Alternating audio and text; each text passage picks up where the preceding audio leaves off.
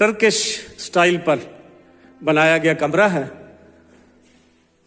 मालूम ये हुआ कि नवाब सादिक मोहम्मद खान साहब ने मेहमानों की रिहाइश के लिए, उनकी खिदमत के लिए जो मुख्तलिफ मुल्कों से आते थे, तो उन मुल्कों से मुनासबत रखने वाले उनके कल्चर से उसी स्टाइल में कमरों की तज़ीन और आराइश कराई, ताकि वो जो मेहमान जब आए तो उनको महसूस हो कि वो अपने ही घर में मौजूद है।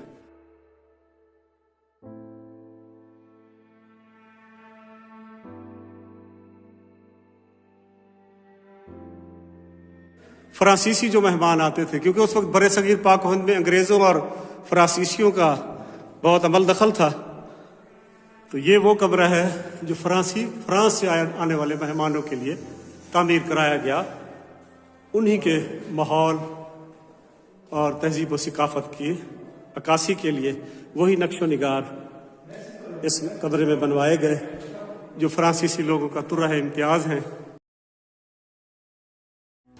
खाने वाला कमरा, अंग्रेजी में इसको डाइनिंग हॉल कहते हैं।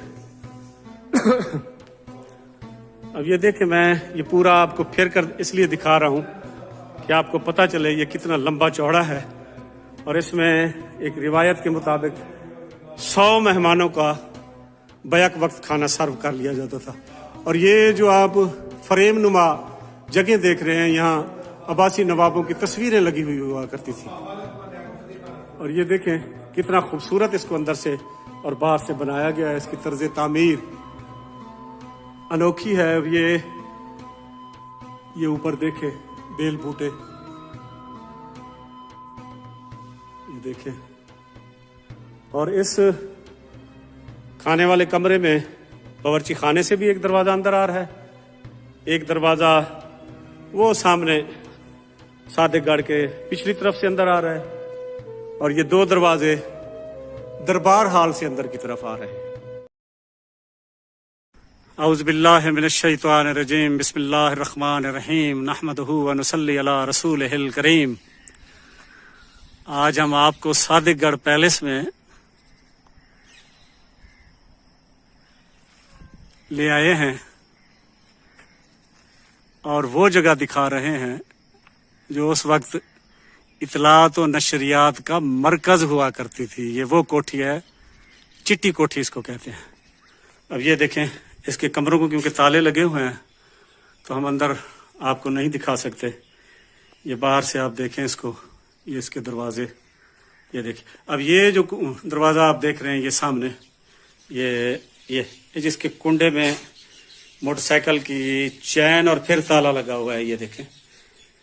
ये एक तरह की टेलीफोन एक्सचेंज थी। यहाँ पे पूरी दुनिया से मवासलाती राब्ते किए जाते थे। यहाँ पूरा अमला इस कमरे में बैठता था और पूरा साजो सामान भी था। और ये इस महल में ड्यूटी देने वाले गार्ड्स और फौजियों के लिए मखसूस थी, जिनकी यहाँ रिहाइश हुआ करती थी। ये देखिए, ये घोड़ों पे डालने वाली कमंद और जीने, और ये देखिए ये तमाम, ये मेरे ख्याल में इधर ये देखिए, ओहो, ये तमाम वो सामान पड़ा है।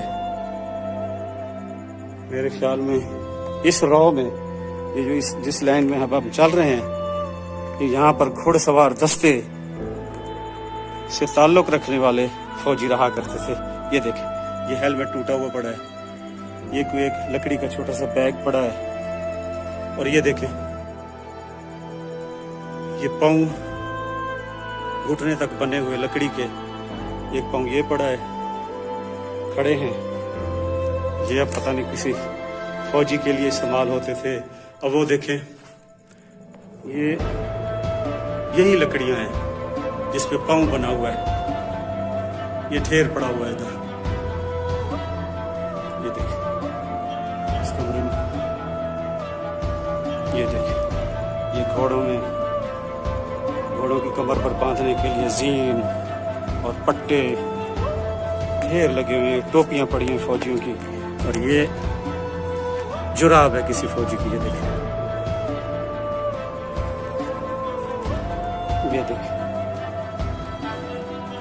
یہ ٹانگوں پہ باندھنے والے جو آج کل کرکٹ پیڈ بھی آپ کہہ سکتے ہیں یہ ہیں، یہ اب فوجی کس موقع پہ استعمال کرتے تھے اللہ بہتر جانتا ہے. یہ بھی فوجیوں کا سامان پڑا ہے سارا. دونوں بیرکیں ہیں، ان کے دفاتر علیحدہ علیحدہ ہیں. اس کا مطلب یہ ہوا کہ دونوں بیرکوں میں سینکڑوں کی تعداد میں فوجی ہوا کرتے تھے، جن کے لیے اتنا لمبا نظام ترتیب دیا گیا کہ یہ دفاتر بھی ہیں عملے کے بیٹھنے کے. یہ دیکھیں، یہ اس کا برآمدہ نما ہے، وہ اس کا کمرہ ہے.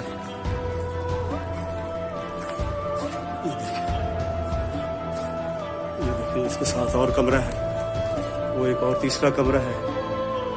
یہاں بھی ایک وہ دودھ کی بوتل پڑی ہوئی ہے.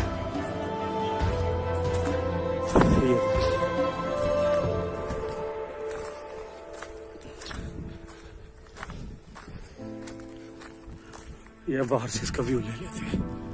یہ دیکھیں، یہ اسی بیرک کا باہر کے مناظر ہے.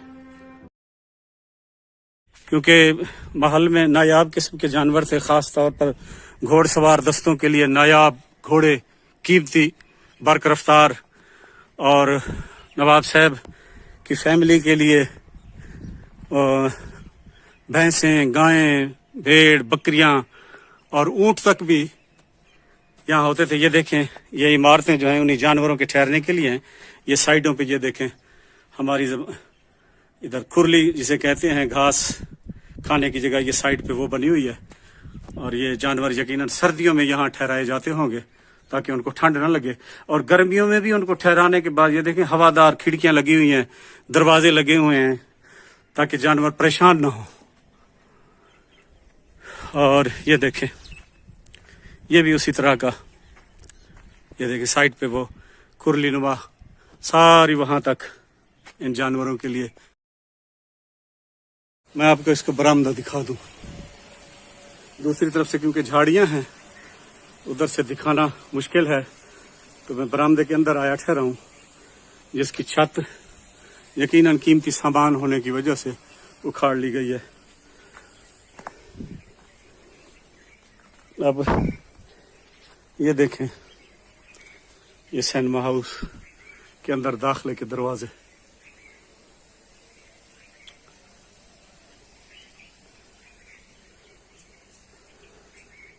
اور میں یہاں آپ کی معلومات میں اضافہ کرتا چلوں کہ ان دروازوں پر جو شیشہ لگا ہوا ہے یہ بیلجیم سے منگایا گیا شیشہ ہے، اور یہ اسی حالت میں ٹھہرا ہوا ہے. صرف صفائی کی کمی ہے، یا ایک دو جگہوں سے اگر ٹوٹا ہے تو وہ کوتاہی ہے اس کو سنبھال کرنے والے لوگوں کی، یا اصل میں تو حکومت کی ہے جس نے سیل کیے رکھا اس کو. یعنی آپ لکڑی کو ہی لے لیں کہ چاہے یہ قید خانہ ہے لیکن اس میں بھی لکڑی دیال کی لگی ہوئی ہے اور ابھی تک سلامت ٹھہری ہے. یہ اس کے ساتھ ایک اور کمرہ ہے، یہ دیکھیں، یہ ساتھ والے کمرے کو بھی بند کر دیا گیا ہے. یہ کمرہ بھی گرا پڑا ہے. یہ جو آپ کو سامنے ایک دیوار نظر آ رہی ہے، یہ درمیان میں یہاں دیوار تھی، اور وہ طرف جو ہے وہ بی بی معراج صاحبہ جو نواب صادق محمد خان کی بیگم تھی اور جن میں سے کوئی اولاد بھی نہ ہے، یہ ان کی رہائش گاہ تھی. اور اس طرف سے اس دیوار کے بعد یہ جو حصہ ہے یہ شہزادہ ہارون الرشید صاحب کی والدہ جن کا تعلق کانجو خاندان سے تھا، یہ ان کی رہائش گاہ تھی. اچھا، اس میں یہ آتش دان ہے بڑا خوبصورت، یہ دیکھیں، یہ روشن دان، یہ بجلی کا نظام، کیونکہ اس زمانے میں بجلی محل کے اندر بوائلر کے ذریعے پیدا ہوتی تھی اور اپنی بجلی تھی، بجلی ابھی آئی نہیں تھی یہاں، تو یہ ان قبروں میں بجلی کی فراہمی کا بندوبست بھی کیا گیا. یہ دیکھیں، یہ دروازہ ہے، اس کے ساتھ یہ ایک اور کمرہ ہے، اس میں بھی دیکھیں یہ روشن دان، سامنے ایک روشن دان ہے لیکن اس کو بند کر دیا گیا ہے. یہ بھی روشن دان ہے. یہ جو ساگوان کی لکڑی کی یہ جو چھتیں ہیں یہ ابھی تک بہترین حالت میں ٹھہری ہیں. جی ہر کمرے میں چاروں طرف کھلنے والے دروازے لگے ہوئے ہیں. اب میں اسی کمرے کے ساتھ چھوٹے جہاں شاید وضو کرنے کی جگہ ہے یا ہاتھ منہ دھونے کی، اسی کے ساتھ یہ دوسرے ہال بڑے کمرے میں آپ کو لے آتا ہوں. یہاں بھی یہ دیکھیں آتش دان ہے بہترین.